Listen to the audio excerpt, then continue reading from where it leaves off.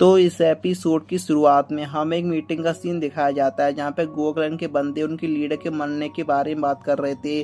दरअसल जहाँ पे उनका लीडर मरा वहाँ पर कोई भी एविडेंस नहीं मिला, लेकिन वहाँ पर एक वेपन मिला था जो कि गोकर्ण से काफ़ी ज़्यादा मैच करता है। और इन सभी का शक एक ही बंदे पे है, टोकी सदा, जो कि टोकी के अंकल हैं। और तभी हम देखते हैं कि यहाँ पर एक लड़की आती है जो कि इनकी एक न्यू मेंबर होती है और इन लोगों से टोकी सदा पर नज़र रखने के लिए कहते हैं। और वो उसे बताते हैं कि टोकी सदा काफ़ी ज़्यादा पावरफुल है और वो बहुत ही ज़्यादा तेज़ है, इसलिए वो कैमरे में अभी तक कैप्चर नहीं हुआ, इसलिए तुम्हें उसे संभल कर रहना होगा। और इसके बाद हमें टोकी सदा को दिखाया जाता है जो कि एक बंदे के पास आया होता है जिसका नाम कानिसु होता है और वो उसे देखते ही उस पर अटैक कर देता है। दूसरी तरफ हम देखते हैं टोकी को बहुत सारी किताबों को लेकर आता है क्योंकि उसे निंजा टूल्स के बारे में जानकारी चाहिए होती है। फिर किरोगी उसे कहती है कि निंजा होने का मतलब आंसर को याद करना नहीं, उनको चुराना होता है। और आगे वो ये भी बताती है कि एग्ज़ाम शुरू होने से पहले टीचर आंसर को छुपा देगी और हमें उन आंसर को ढूंढना है, लेकिन जो इन आंसर को ढूंढते हुए पकड़ा गया वो एग्ज़ाम में फेल हो जाएगा। और अभी उन लोगों को एक सेट ऑफ आंसर चाहिए, तो इसलिए वो लोग यहाँ पर प्लान करते हैं कि कैसे वो आंसर को चुराएंगे। और इधर हम देखते हैं कि गुआ क्लैन वाले ईगा क्लैन वाले पर काफ़ी ज़्यादा गुस्सा निकाल रहे होते हैं और सजाको अपने लोगों को शांत होने के लिए कहता है।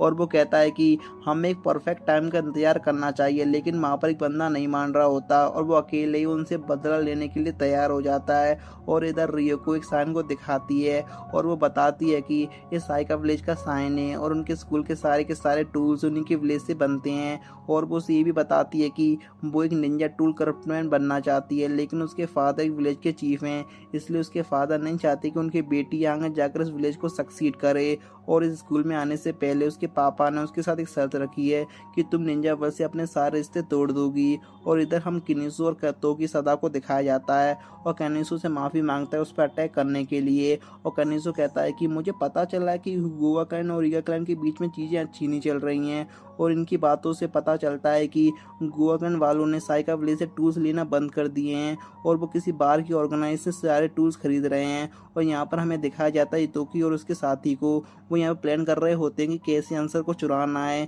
जिसके बाद यहाँ पर दो बंदे और आते हैं और उन्हें ज्वाइन करने के लिए कहते हैं और उनमें ऐसे एक बंदा वही होता है जो इसके इटोकी ने गोकन वालों से बचाया होता है। और किरोगी उन लोगों से कहती है कि हमें ये काम आज रात को ही करना होगा। इसके बाद रात का सीन दिखाया जाता है और वो सभी अपने टीचर के रूम के बाहर आ जाते हैं और रियोको ने इटोकी को ड्रोन दिया होता है। वो चाहती है कि वो उसकी मदद से टूल्स का यूज़ करना सीख जाए। और जैसे ही इटोकी इस टूल का यूज़ करता है वो उधर देखता है कि आंसर कहाँ पर रखे हुए हैं, लेकिन क्लास में अभी भी उनकी टीचर बैठी होती है। लेकिन इटोकी की लापरवाही की वजह से वो ड्रोन दरवाजे से टकरा कर वहीं गिर जाता है, जिस वजह से उसकी टीचर भी यहाँ पर अलर्ट हो जाती है और फिर सारे रोप की मदद से यहाँ से भागने लगते हैं। लेकिन इटोकी को समझ में नहीं आता कि वो यहाँ क्या करे। जिसके बाद वो भी भागने के लिए रोप को ऊपर की तरफ फेंकता है, लेकिन रोप यहाँ पर नहीं फंसती, जिस वजह से वो नीचे गिरने लगता है। लेकिन कोसे और रियो को सही टाइम पर उसे बचा लेते हैं और इटोकी टीचर के बिल्कुल पीछे ही था, इसलिए टीचर को डिस्ट्रैक्ट करने के लिए इरोकी स्मोक बॉम्ब का यूज़ करती है, जिस वजह से टीचर को पता चल जाता है कि आखिरकार यहाँ पर चल क्या रहा है। इसीलिए टीचर उन सभी का पीछा करने लगती है और उन लोगों का ये प्लान होता है कि जैसे ही वो टीचर को डिस्ट्रैक्ट करेंगे तभी टोकी क्लास में जाकर उस आंसर सीट को ले आएगा। उसके बाद हमें टोकी सदा को दिखाया जाता है जो कि कैमरे को चकमा देते हुए एक बिल्डिंग के अंदर घुस जाता है और यहाँ पर इटोकी भी क्लासरूम के अंदर चला जाता है, लेकिन उसे यहाँ पर लॉकर की नहीं मिलती, जिसका मतलब ये है कि वो अभी भी टीचर के पास है। और इधर इटोकी किरोगी को की लाने के लिए कहता है, लेकिन किरोगी के लिए काफ़ी ज़्यादा मुश्किल था। और आगे हम देखते हैं कि किरोगी और लड़के अलग अलग हो जाते हैं और जो लड़के यहाँ पर अलग अलग होते हैं उनको गोकलैंड वाले पकड़ लेते हैं और काफ़ी ज़्यादा मारते हैं। और वो लोग इतोकी को इन्फॉर्म कर देते हैं कि उनके ऊपर गोकलैंड वाले ने अटैक कर दिया है और ये सुनकर कोसे उनकी मदद करने के लिए वहाँ पर चली जाती है। और तभी रियोको ईगा क्लैन का बनाया हुआ एक न्यू टूल दिखाती है। वैसे ये टूल एक प्रोटोटाइप है पर एक अच्छा निंजा टूल है और अगर ये लोग पकड़े ना जाएं तो सबको सही रहेगा। और फिर ये दोनों मिलकर इस गन की मदद से उस लॉकर को खोलने की कोशिश करते हैं, जिसके बाद हम देखते हैं कि टोकी सदा उस बिल्डिंग में घुस चुका होता है और वो एक निंजा टूल का इस्तेमाल कर रहा होता है और ये लॉकर को खोलने के लिए, लेकिन उसके खुलने में अभी भी 32 मिनट लगेगी। तभी वो नोटिस करता है कि उसके ऊपर ही पासवर्ड लिखा हुआ है और जैसे ही वो पासवर्ड को डालता है वो लॉकर खुल जाता है और वो देखता है कि लॉकर के अंदर कोई भी ब्लूप्रिंट नहीं है, बस वहाँ पर कुछ पैसे रखे हुए हैं।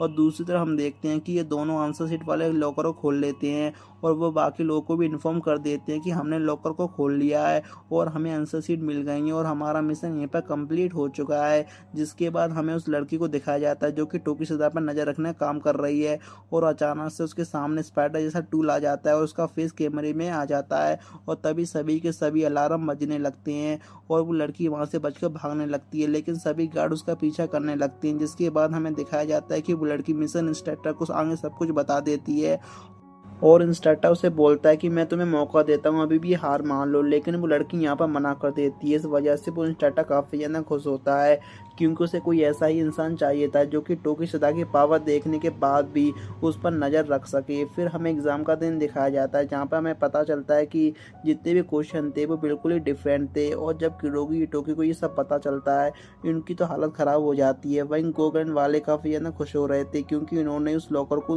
उसी चेंज करी थी, जिस वजह से ये दोनों ही यहाँ पर डिफरेंस हो जाते हैं। और तब वहाँ पर रियो को आती है और वो कहती है भले क्वेश्चन अलग हो लेकिन मुझे सारे आंसर आते थे।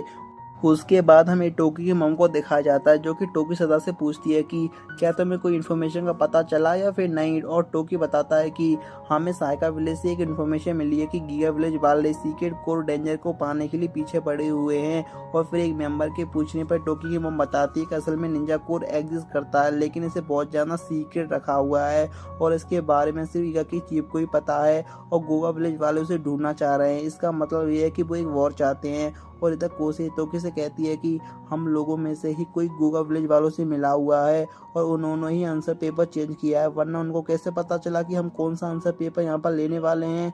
और फिर गाइस यहीं पर हमारा एपिसोड खत्म होता है।